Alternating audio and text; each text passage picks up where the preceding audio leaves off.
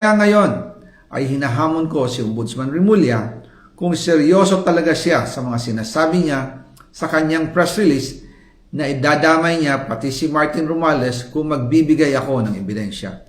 Patunayan niya ngayon ang pronouncement niya. Imbestigahan niya ang fraternity Brad at ang kanyang kaibigan na si Speaker Martin Romualdez kung talagang tutupad siya sa tungkulin niya. Imbestigahan din niya si President Bongbong Marcos. Sabi nga ni BBM nung SONA, let's do it right at mahiya naman kayo, hindi po ba?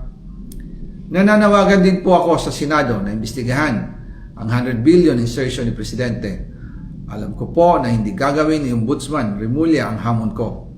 Pero magaling ang Senado sa investigasyon at ako ay naniniwala na dahil sa kanila, lalabas ang katotohanan. Yung pong listahan ng mga projects, ilalabas ko din kasama ng video na ito. Dahil dito, mas lalong darami ang ipa-file na kaso sa akin. Ginagamit ng administrasyon ang buong resources ng bansa para tumahimik ako, para masira ang aking kredibilidad. Darami din ang banta sa buhay ko at ng aking pamilya. March 2025 pa lang, si Speaker ay nagpaparinig na sa akin sa aming meeting that he will shoot me if I will talk.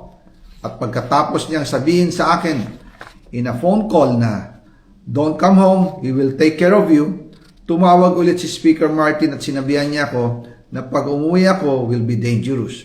Kasi they might hire someone to do a rob out on me or hire the police to kill me while in jail. Una pa lang ito sa magusto kong ibunyag. Marami pa akong dadalhin sa liwanag. Isa na dito ay yung kay Henry Alcantara, ang DPWH boys, ang sinasabi nilang halaga sa ICI ay 21 billion. Hindi po totoo yan. Ang totoong numero ay 56 billion pesos at yung pong halaga na yan ay kay Pangulong Bongbong Marcos at Martin Romualdez na punta lahat. Ilalabas ko po ang buong detalye sa darating na mga araw. Kaunting pasensya pa po. Sana po ay hindi nila ako mapatay bago ko mailabas ang lahat. Sa inyong lahat sa Pilipinas, lalong-lalo na sa aking pamilya, taos-puso akong humihingi ng paumanhin. Ginawa ko lang ang utos sa akin, pero ngayon, handa na akong harapin ang lahat. Uulitin ko po, yung pong pera, wala pong napunta sa akin. Dumaan lang po ang pera sa akin para i-deliver kay Speaker Martin Romualdez at Pangulong Marcos. Salamat.